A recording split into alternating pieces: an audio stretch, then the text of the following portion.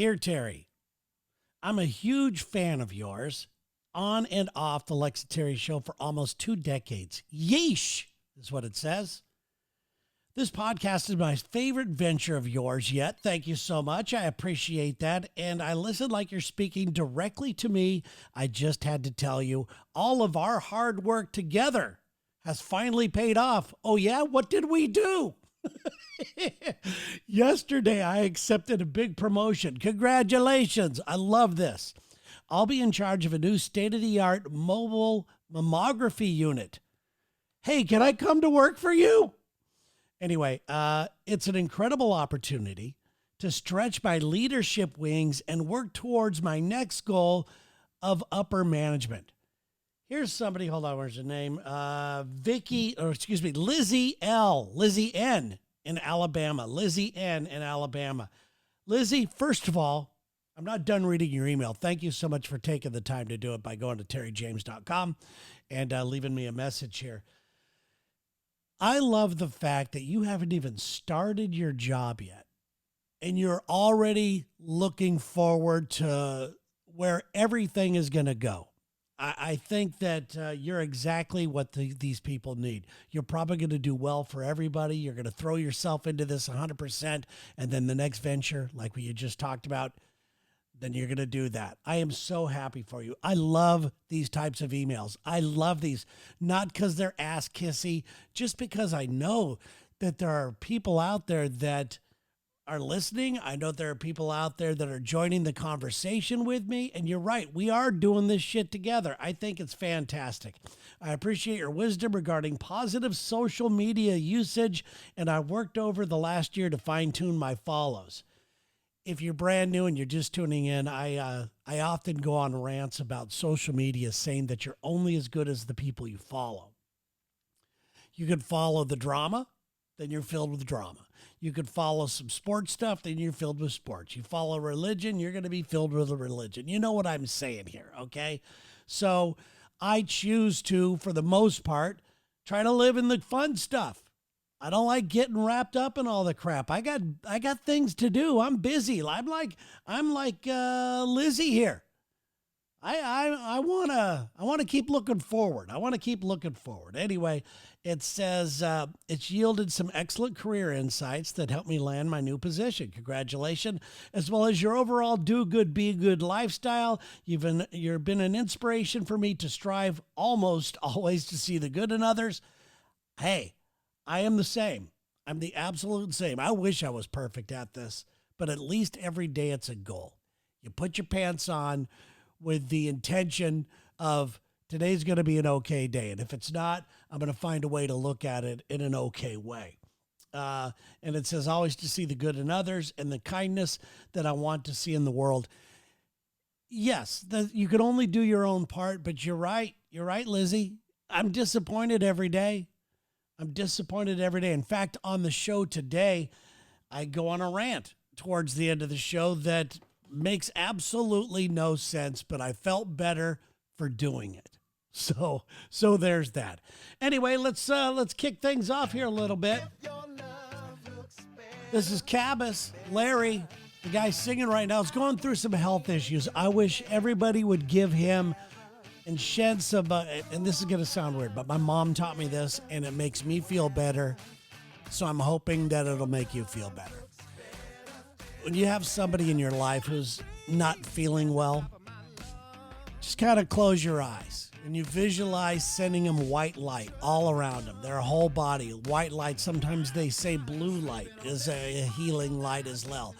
Let's just close our eyes and cover this man with some white light, shall we? Because he's a great guy and he's going through some pretty scary health issues. And when he's ready to talk about it, he will. But Larry, I love you, man. I really do. You're a fantastic talent. You've always been very kind, and you're always looking for the next thing, very hopeful. You are an inspiration, and keep doing it. Okay, another thing that's going to be happening here on the show. This is show number 21, by the way. I'm going to go for 30. I'm going for 30 shows, and then I'm going to take a break. This is season number 1. It hit me last night. I'm laying in bed last night, And it hit me of what the next thing is going to be. And I'm really excited. I'm really excited that I've got a little bit of focus about this. There's going to be some big changes going on, not only with me, and other things that I do. So, but my number one goal right now is to get and stay 100% healthy.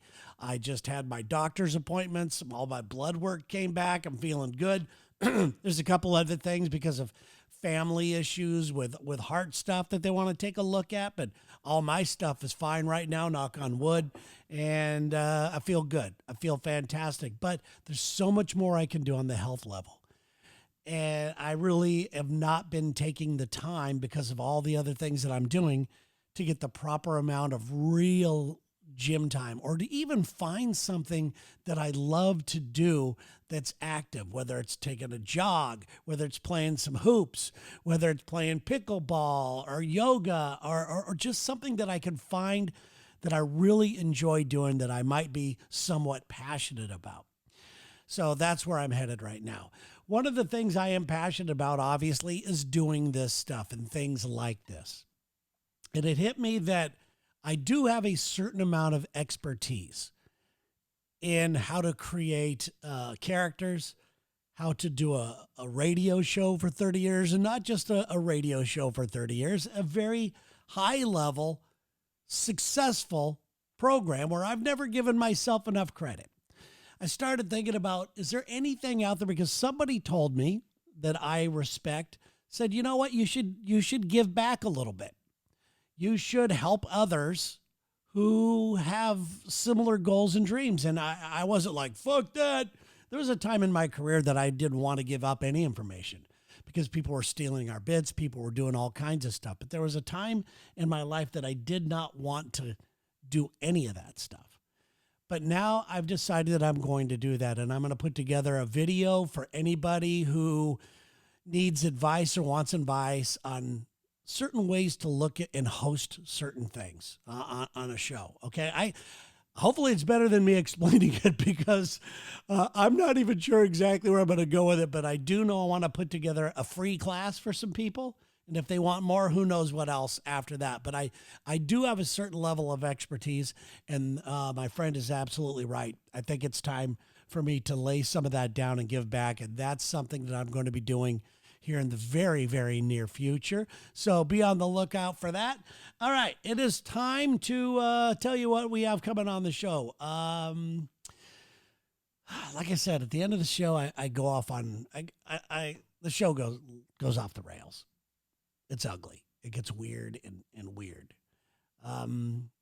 Also on the show today, do you ever call yourself stupid? I'm so stupid. Stuff like that. Do you do that? You're right. You're stupid, but you don't have to be. We're going to discuss that. And right now, I'm so excited, even though things are a little weird, but I am learning a valuable lesson, and it's time to get into that right now. So here I sit, 450 years old. And I'm learning a valuable lesson right now. And it's one that most of you have already learned. It's one that there's a lot of gray area. There's still a part of me that gets really upset about. And then there's a part of me that knows that I could definitely improve in. And that is the feeling of everything has to be perfect. I don't think I'm a perfectionist by any means, but it drives me crazy. Let's just use the Lex and Terry show as an example, because that's something that I deal with on a regular basis. And if you're a regular listener to the Lex and Terry show, or even my old podcast, Terry Jaymes Alive, or even the podcast that I do with my wife, The Gang of Two, we've had these discussions before that I really strive for putting out a good product. I really do. And when things don't go well, when I know they could have been better, I lament over it. I beat myself up. I lay in bed at night going, why didn't I say this? How come this didn't do it? How come this motherfucker didn't, get on the same page? And for a while there, I started to think, maybe it's me. Maybe it's 100% me, that I am not communicating to the people in my life, especially professionally, that this is the way that I see things going. And anybody to a T will tell you that this is a problem that they have with me, especially on the Lex and Terry show. Lex, Dee, Sarah, anybody who's even worked with it will tell you that I get frustrated, I get angry when I know things could have gone better. We're professionals, is my feeling. We should be prepared. We should have a plan. I am totally fine ad-libbing. It's one of my favorite things to do, is to back myself into a corner, talk my way out, do all this and that. So it's not like everything's got to go A, B, C, D, E. It's just that, why can't we all be on the same page? Why can't we all strive for the best product out there? And it pisses me off. It downright pisses me off. There's been many times when I said, well, you know what? If they don't fucking care, I don't fucking care either. And I'm learning now that that's not the truth. Not everything has to be perfect. I still want people that I work with, I still want people in my life to strive for perfectionism, to strive to put out a good product.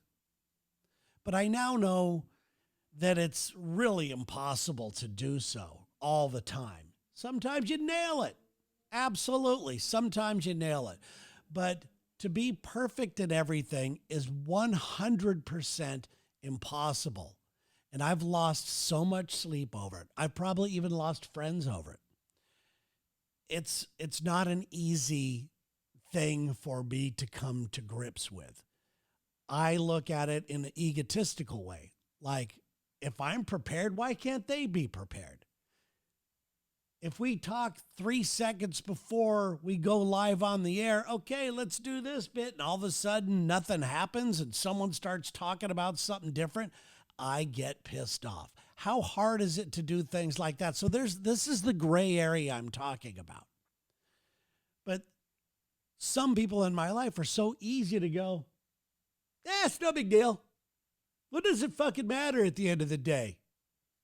Well, it does matter to me as somebody who takes time to try to come up with a vision and then nobody else gives a fuck about the vision. Yeah, that's where I have a real problem.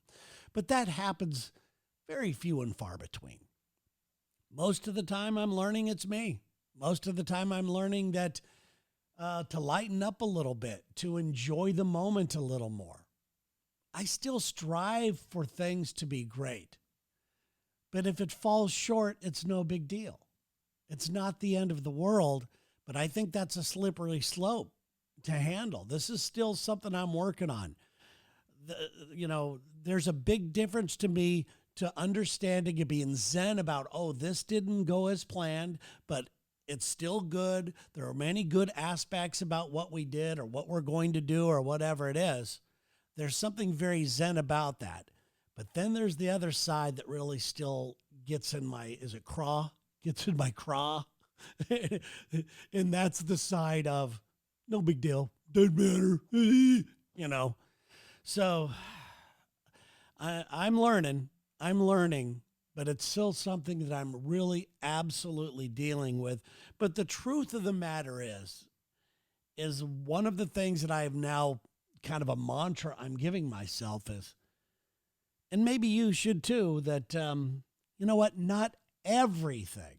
Okay. I don't want to say, who gives a fuck about anything? Because you do have to care about things in life. If you're a professional, you need to act like a professional. I don't want a doctor that didn't give a fuck. I only put in 6 stitches and it needed 42. I don't want anything like that. I want a perfectionist as a doctor. I want a perfectionist as a pilot. I want all these types of things. But for a radio show, what does it matter? For a podcast, what does it matter? I just want to put out the best thing I can do at that moment. But I still think there's a lot of people who really, truly don't give a fuck and are fucking lazy. So I'm in that zone. I'm in that zone right now, but I'm moving towards lightening up a bit. I just want people in my life to know I'm moving towards not being so, let's just say, pushed over the ledge about certain things. I'm a work in progress, but it's true. Not everything has to be perfect. Are you one of these people that always beats yourself up? Damn it, I'm so stupid. Why did I do that? You're a moron. You're too dumb.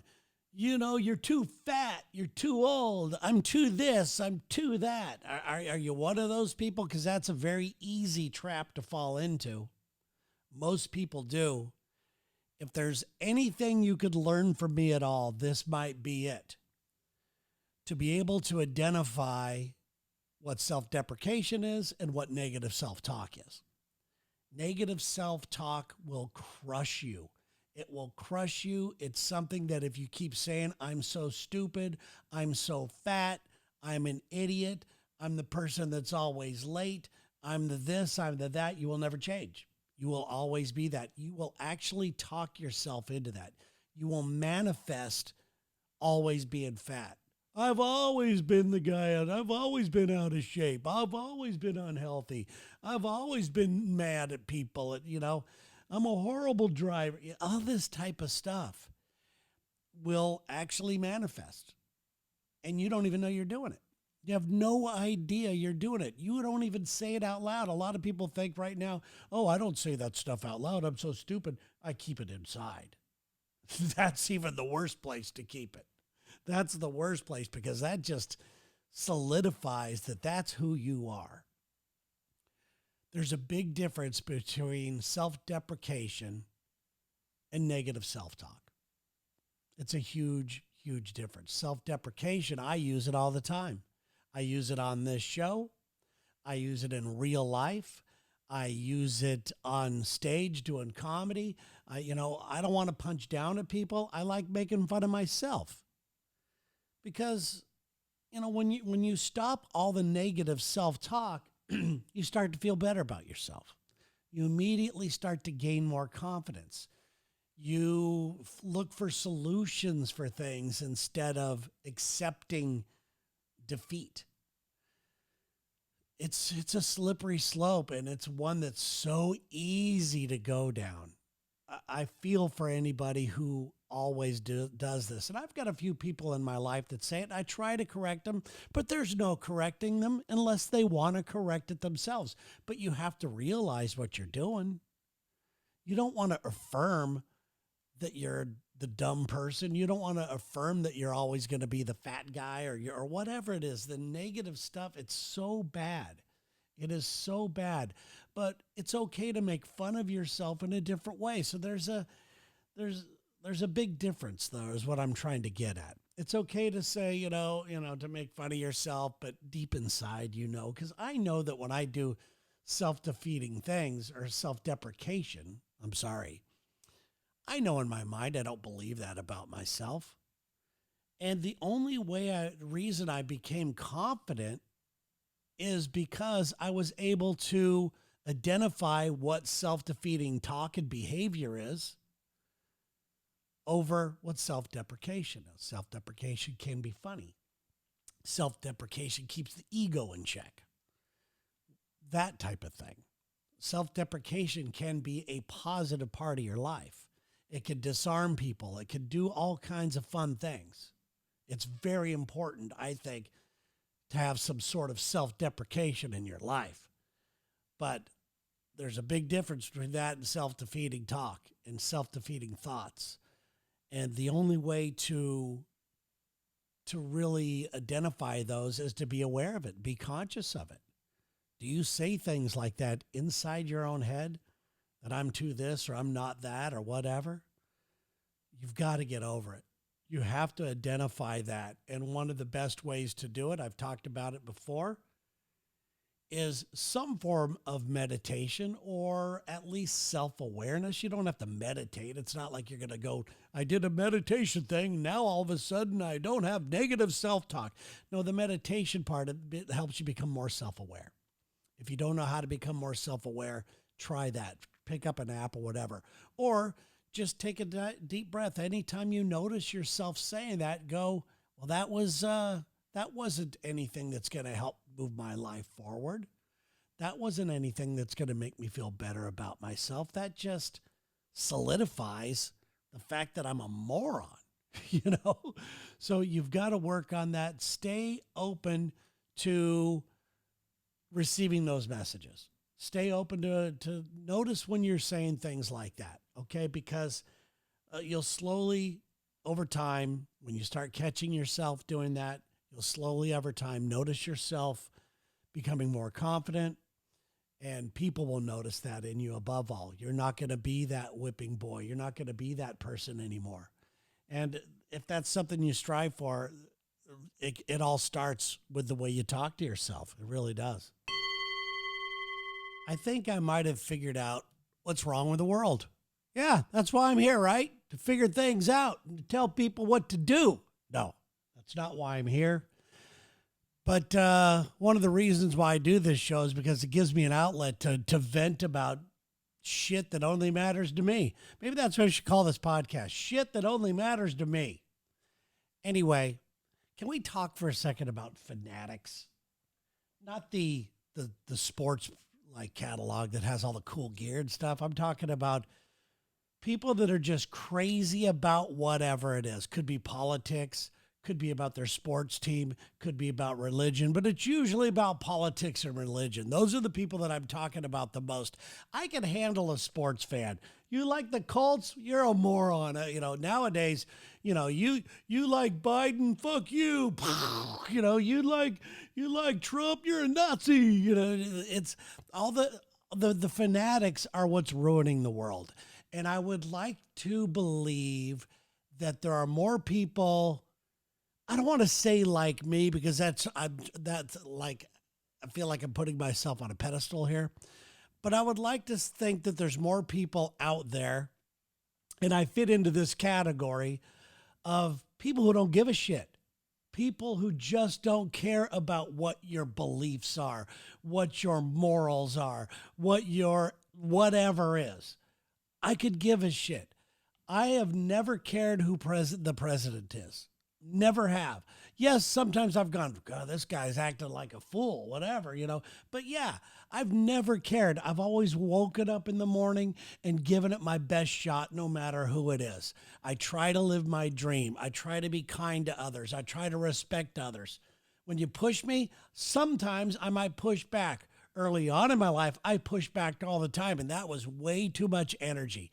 The amount of energy that fanatics put into stuff that just doesn't matter is absolutely nuts. Can you imagine scrolling online all day long, joining a conversation with either people who, A, already think the same way you do? They already think the same way you do. You're fans, you get together, you talk, you do all that kind of stuff. I could maybe understand that more than going on and trying to find somebody to attack. When you got regular, everyday stuff to do, you have to pay the bills, you have to look forward to your dreams, maybe your family members are getting sick. I have seen people that I know literally change who they are. And that's okay. Change is fine. Change is good. Sometimes a new perspective is good, but literally just change who they are and what their morals were and everything else because of it, just nuts. I cannot stand fanatics, but they're the noisiest people. And that's the thing we need to realize. They are the noisiest people. When you've got your ideals and you got to stand by those and you want everybody to know what's going on, there's no better place to see it than X, Twitter. You don't even have to read what people write. Just read in their bios. Everybody has to say, I'm a God-loving conservative. I'm a liberal who's bashing everybody. I'm a this, I'm a that. It's What is going on? What is happening in the world? We have a choice whether we want to live in that world or not. Because no matter what you do, no matter what you say, you're not going to change it. You're not going to change anybody's mind. Everybody makes up their mind, including myself. I do like to think that, at least politically, that I'm confused. Let's just put it that way. That's being generous, I think. I don't want to have to choose a side. Every time I would like to vote for who I think's the best guy or woman, and just put a vote and shut the fuck up. You just put a vote in and shut up. But a lot of times my guys don't win. I don't take it personal. And then the people that back these people, no matter what, the people that will automatically take, this Biden thing. Let's just say, I know very little, so please don't rake me over the coals and don't hit me up on this going, actually, Terry, the problem is the Franistat with the way the economy is based right now with the 2.4 basis. No, I don't know anything like this, okay? I have no idea. I just know what I'm hearing from time to time in passing, or what somebody retweets, or whatever they do. I just know that, Biden's son seems like a douchebag, an absolute douchebag. And if there was something that Biden did wrong, I think that he should pay for it. Same with Trump. If he did something wrong, I think he should pay for it. I'm one of those crazy people that still believes in law and still believes in the rule of law, because without that, we have a crazy ass society. Some of the rules I like, some of the rules I don't. Okay. I live in a city that weed is legal. A lot of places aren't, or whatever, a state, I guess. That's something that, affects, that could affect me if I was a guy that wants to do weed all the time. And I'll gotta admit it. Every once in a while, I like me a little gummy to go to sleep. And I don't think I would like to live in a place anymore that doesn't allow that type of stuff. But I like following the rules. The Dodgers right now, another example. I know that this is a big swing, and I want to get away from the political stuff. The Dodgers right now, their best pitcher just got released from the Dodgers for, allegedly, I have to say that, I guess, beating the shit out of his wife. And if you did that, get the fuck out of here. I'm not a fan of yours because you wear a Dodger uniform. I'm a fan of yours because you're a good person. I'm not a fan of yours because you're a Republican or a Democrat. I'm a fan of yours because you are a good person. You treat people with respect. That's all I'm asking. Just treat people with respect. I don't even know why I'm even talking about this shit. I'm not going to, like I said, I'm not going to change anybody's fucking mind. But I'm just frustrated. I go online and I see this hate and all this energy. It's energy. I have not been on social media with the exception of Instagram, and felt better for doing so. At least on Instagram, I got videos of puppies and otters and things like that, and funny things, people getting hit in the balls with something. That's funny to me. I feel better for wasting my time doing that. I don't feel better when I go on any of these social media things when anybody's just chopping it up about what their religion is, whether it's just crazy to me. Okay. Let me just do this then. I have to take a breath after that. I'm sorry for wasting 7 minutes of your time, but that's what this thing's all about. Everybody have a fantastic day. Have a fantastic rest of the weekend. And we have the sounds of Cabus right here. Cabus right here. I'm always screwing that up. Anyway, Larry, love you, man. Hope you start feeling better. And there you go. Remember, please share this show with somebody who you think needs it. Not the last part. Please share this show with somebody who you think needs this. And I believe we've got only 8 more episodes. I think 8 more episodes of season number 1. season number 1. Then I'm coming back with a different version of the stuff that I've been learning about what's happening here. So please share the show. Thank you guys so much. And I hope you have a fantastic weekend. Be safe, everybody. Thanks.